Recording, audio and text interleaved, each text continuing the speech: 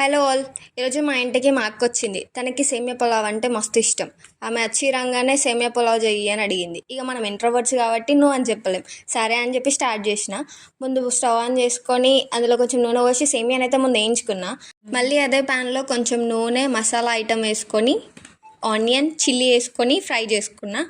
దాని తర్వాత కొంచెం పసుపు కూడా వేసుకున్నా. 1 కప్పు సేమియాకి 2 కప్స్ వాటర్ పోసుకొని మరిగించుకోవాలి.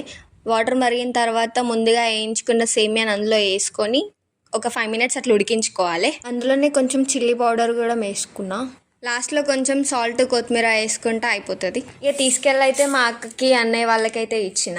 అక్కని రివ్యూ చెప్పు అని అంటే చెప్పలేదు. ఎందుకు చెప్పలేదు అని అంటే తను కూడా నాలుగునే ఇంట్రోవర్ట్. మేము ఎందులో పెద్దగా పార్టిసిపేట్ చేయం. మా వదినైతే రివ్యూ చెప్పింది. తనైతే ఫస్ట్ టైం తినడం, కొంచెం ఎక్స్ప్రెషన్స్ వేరే ఉండే, ఫస్ట్ టైం కాబట్టి. ఈ వీడియో నచ్చితే లైక్ అండ్ సబ్స్క్రైబ్ చేసి సపోర్ట్ చేయండి. Thank you all.